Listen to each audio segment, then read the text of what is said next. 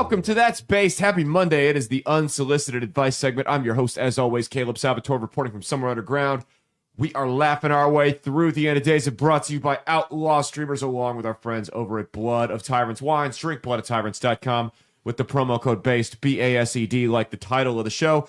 To save 10% off your order at the checkout, they have two types of wine, both red and white, along with the Liquid Freedom energy drink. Drink bloodofTyrants.com, promo code BASED, B-A-S-E-D, like the title of the show. It's going to save you 10% off your order at the checkout. Again, two types of wine, red and white, along with the Liquid Freedom energy drink. Go check it out. What are you looking at? He's over there causing problems. Stockholm Mia, the red face of white supremacy, is with us as always on this fine Monday morning. We are doing the Unsolicited Advice segment. She has gone out and scoured the internet, and she's found some folks that need some advice. But no, the majority of these are on Facebook and Reddit. And instead of the pedophiles, get him out of there. Instead of the pedophiles on Reddit, they're going to get advice from somebody much, much better than them, which is us. I'm going to, in particular me, I'm going to help him out. That's we got three stories here, but I did say before, how's it going first off? I didn't let you introduce yourself. Good. Before we get into this, I noticed I just threw a shirt on. I didn't really look at it before we went on, and I got this shirt that I'm wearing right here.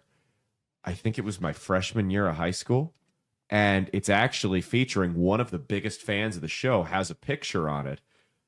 Jonathan Montoya, right there. It's got a picture of Jonathan Montoya, quite possibly the biggest fan of the show, the former rhythm guitarist for Saliva. It's a Saliva concert t-shirt. I got it in like 2010.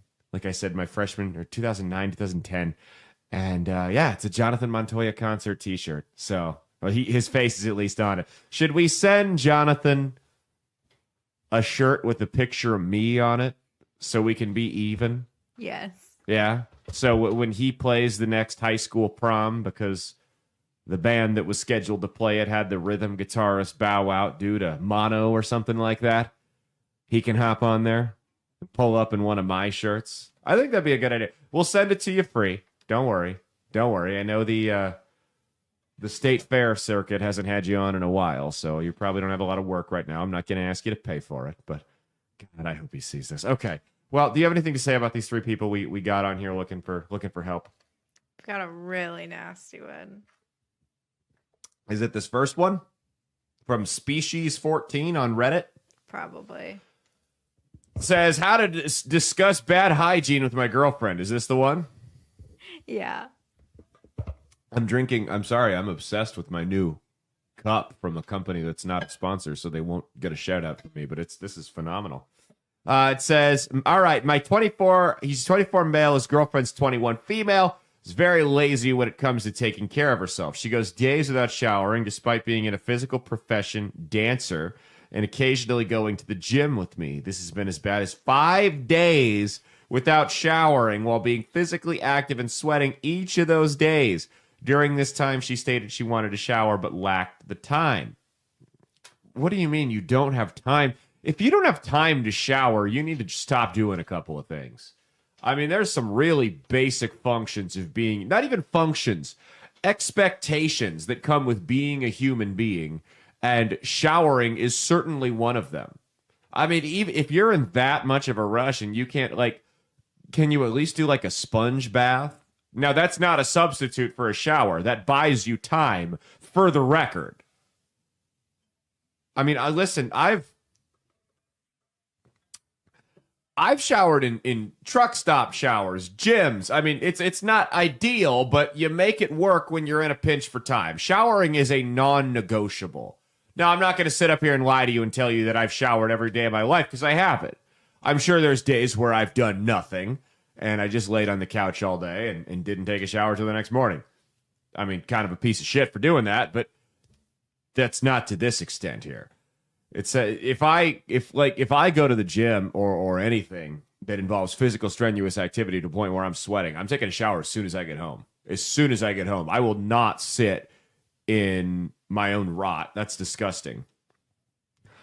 Says when she does shower, I often find it to not be very thorough, and she remains somewhat unclean. This next part is going to be slightly explicit, so skip to 2 paragraphs down if you want to avoid that. Should we skip? Should we skip or should we roll with it? No, go roll with it. All right. When we're intimate, I always go down on her, as that's something I've done for every person. So stop! Why won't you go down on me? I don't know, because it smells like a rat crawled up there and died 6 months ago. That's why I won't go down on you. I just realized the window in the next room is open, and if anybody was walking by, they might have heard that. It says roughly 3 out of 5 times I go down on her, I end up feeling anywhere from a bit sick to nearly vomiting. She doesn't shave. Oh God. Not shaving is one thing, but not shaving and not bathing is like an atomic bomb of repulsiveness. She doesn't shave, which usually isn't a problem for me, but she also doesn't do anything to care for her bush, and it often gets nasty due to her lack of showering and general vaginal maintenance. I don't think she has a lot of maintenance. I wouldn't call it general maintenance. I would call it lack of maintenance by the way you describe it. If you bring a car in that hasn't had the oil changed in 16,000 miles, we wouldn't go, hey, you're doing a bad, this is poor maintenance here. No, this is a lack of maintenance. You're not doing anything. Said, we've spoken about this, and she knows she smells or tastes bad. I had her taste herself, and she said it was nasty. Why would he add that in? We don't need to know this. You could have just left it up to our imagination. Now I'm imagining this smelly, disgusting girl sticking her finger in her pussy and just licking it. And it's just, there's like flies going around it. And you know, like in like cartoons when you see the little green airwaves when something stinks, it's coming up. I'm imagining that too. I'm a very visual person. I had her taste herself. She said it was nasty, yet does nothing to improve it. I've given a lot of head before. I love this subtle brag. I've given a lot of head before and not had remotely near as similar a problem. I gave her a massage recently. That's what led to my need to ask for advice here. I had her shower beforehand to get rid of any dirt or general buildup from the day. The massage was going well until I got to her lower body and removed her panties as they were in the way. I was hit immediately with a waft of doo-doo to my nostrils. This is Amber Heard here, ladies and gentlemen.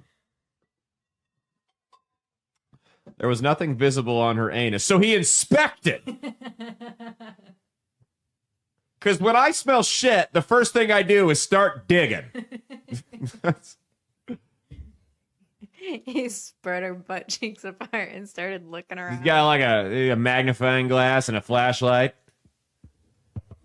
There was nothing visible on her anus in that area, but I'm sorry. We don't apologize on this show, but I'm sorry to everyone that has to listen to this. I really am. If you want to fast forward, I don't blame you. It says, even when I moved on to her neck and was on the other side of her body, I could smell poo. It says poo. I believe the issue is from her not shaving and not taking care of this region, as she has a lot of hair from her mons pubis. Oh, what is that? Is it like a vagina? No, it's this part. I can't. What is it? This part. Oh, okay. So like the crotch, basically. Yeah, like where? Okay. Okay, you can You want me to- put your clothes back on. No, I'm kidding. Says all the way to her butt crack. The best I can figure is that she doesn't wipe properly, so the scent has suffused the hair in that area. That's so gross. That's so fucking disgusting. That's so fucking disgusting.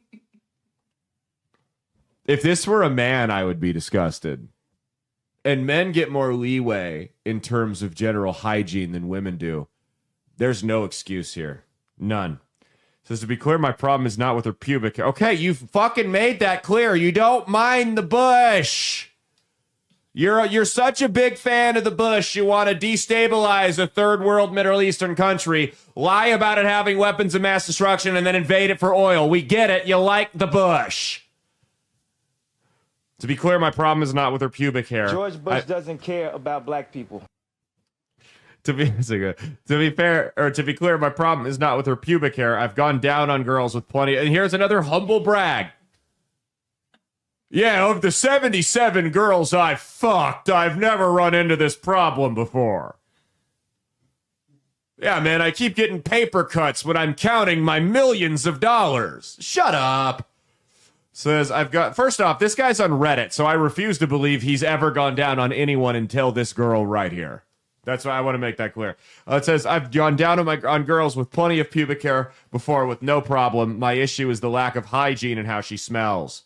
It has led to me not wanting to be intimate with her, haven't had sex in almost a month, and sometimes makes me avoid kissing or even hugging her if she smells particularly bad. Well, the bright side, if she goes and cheats on this guy, you know the guy that she fucks around with is really going to get punished for it almost immediately.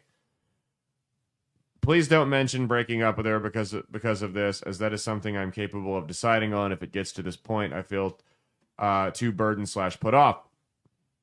I purely want advice on how to go about discussing this with her, as I mentioned that we need to have a serious talk about hygiene soon. P.S. Let me know if this warrants... Okay, yeah. I mean, here's the problem. So you guys know we just got a dog that's 6 years old, and there's an old man that I go to that I talk to in the sauna at the gym, not in a gay way, but an old man I talk to in the sauna at the gym who used to train dogs, and I was telling him about some bad habits we had. And he said, so this is not a puppy. You're not training this dog. You're not training this dog with a fresh slate. You got 6 years of bad habits. So this girl's what, 23? Is that what he said? 21? Well, let me see. Whatever the age is. She's in her 20s. So you've got 21. 21 years of bad habits that her parents never corrected. Or maybe it's a whole filthy pigsty family. I have no idea. What's the kid from Peanuts that walks around with the stench? Pigpen.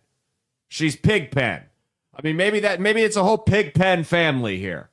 And they're all just filthy, disgusting animals. That could very well be the case. That don't cut it in the real world. So, you are not trying to correct the child here on basic hygiene.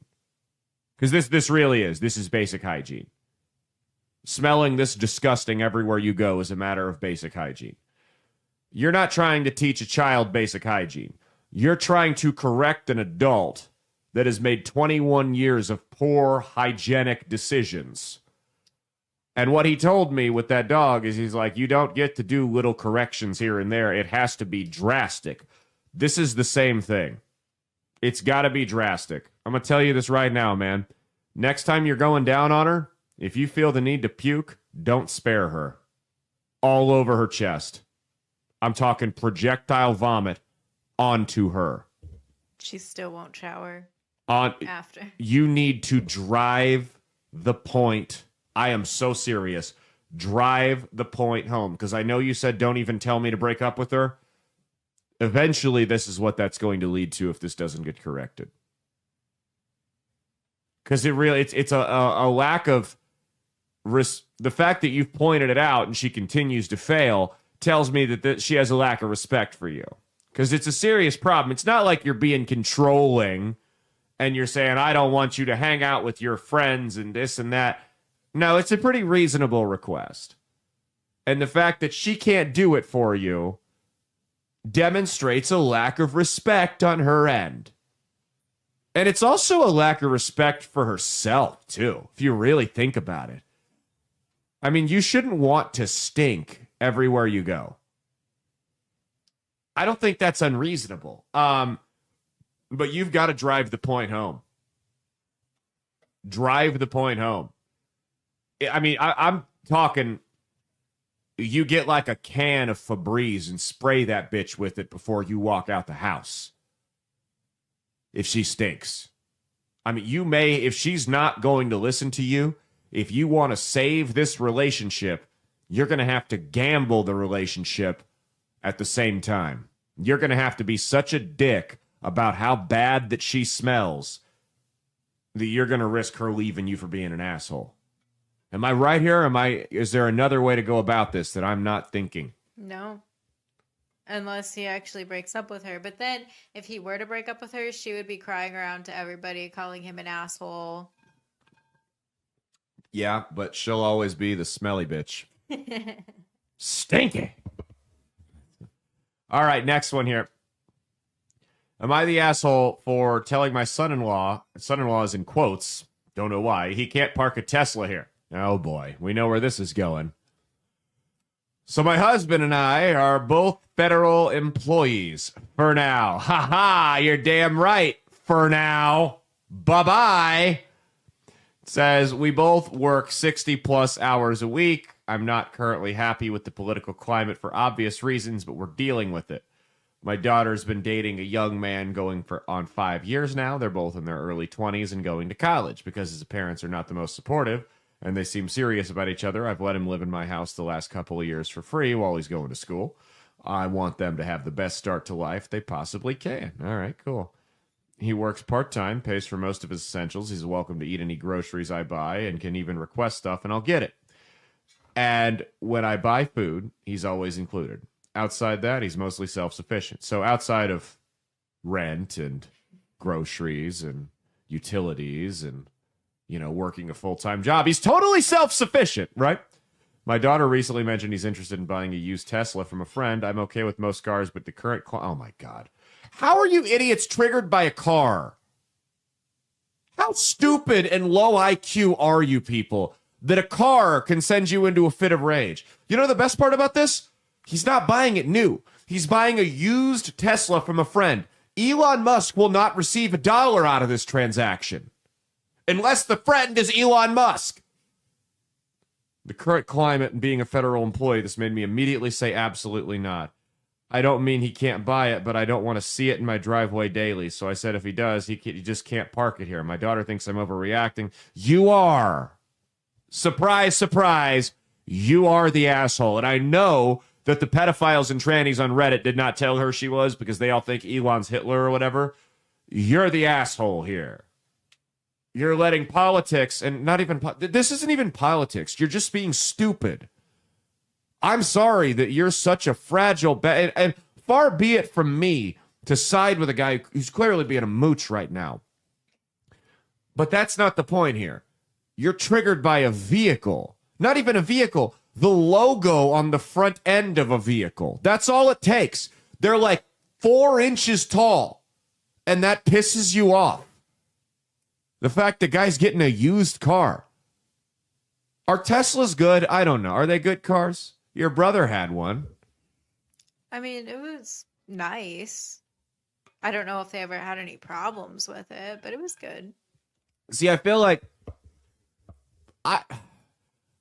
if I got one, I would have to take a can of oil and dump it into a lake once a week just to make up for the earth that I was saving. You know what I mean? I'd have to offset it somehow. I don't know. I wouldn't drive an electric vehicle. I don't like the idea of it. I don't like the idea of not being able to get out of town when I need to. That is a concern for me. I don't like I've said it before, and I'm not going to get on a soapbox here. Yeah, we all know she's the asshole. I don't like electric cars because, as we've said before, one of my big concerns are smart homes. Smart homes are a big concern of mine because I don't like the idea that some egghead sitting in a lab can in theory, control the temperature of my house externally. If I want to put my house at 80 degrees during the winter and roast and pay for it, you know what? So be it. I will. If I want to put my house at 60 degrees during the summer and pay for it, yeah, I'm going to have an insane cooling bill, but this is America. I can do what I want with it. I don't want to live in a world where some guy can just decide, no, you can't do that. And that's the same thing with Teslas. If you've got an electric car, they can just shut the grid off and just reject your ability to charge that car, and then you're screwed. I don't like that. But no, you're the asshole here because you're a psycho that makes everything politicized. So last one here from an anonymous member of That's It, I'm Wedding Shaming. Says, I'm shaming my sister. She's having a dry wedding, no kids allowed, and it's 5 hours away from 99% of everyone going. Lots of us have children. Why the no kids if we can't drink? How do I tell her people already don't want to go? How do I not go without hurting her feelings? I need to add, I don't drink often, maybe once a month or on special occasions. I have to be there early to get ready with her. Then she wants us there very late. Parting. Sorry if that makes me a bitch, but I cannot dance without a drink. Her wedding is already going to cost us money because she wants special dresses. I pay for hair and makeup. My husband has to get a special suit. We have to get a hotel, gas, a babysitter for 2 days. Never been away that long. Your kid will be fine. And on top of that, of all that, a gift, and I'm not even going to be offered a drink. Yes, shame me. So, yeah, I agree. If you're doing a dry wedding and a no kids wedding, and it's 5 hours, all those things on their own are fine. But combined, why are you such a dick? That's my question. You're just being an asshole here. That's a bridezilla. There is a solution to a dry wedding, though, guys. It's called a flask. Like, I mean, let's not sit here and act like that's not a thing. You can go to any Spencer's gift store at your local mall, and they'll sell flasks that look like just random, benign, everyday household items. It's not. Now, I've seen them. They look like tampon holders. They look like hand sanitizer bottles. The list goes on, and they're perfect if you're, which you should never do, but trying to sneak them into like sporting events and other things that don't want outside beverages, because I'm not going to encourage you being a degenerate, but I'm going to turn a blind eye to people that don't want to pay $9 for a beer because that is fucking ridiculous. Or in our case, when we went to Arrowhead, $30 for a Coors Light. No, I'm not kidding you. $30 for a Coors Light. Absurd. Absurd. Why do people do these destination weddings? What's the point? I get it if you live in the city and you moved and you want people to come. But why do people do these? And then have the nerve to invite all these people. Do you know what the point of this is? For themselves. Yeah, you're selfish. Do the honeymoon at the place where the destination wedding's going to be. You don't need to have your wedding 5 hours away. You're just being an asshole. Well, to be fair, we're going to a wedding that's 8 hours away. But they live there. They live there, though. By the way, it's a gay interracial wedding that we're going to that's 8 hours away. So suck my dick, all of you that call me a racist and a homophobe. I'm neither.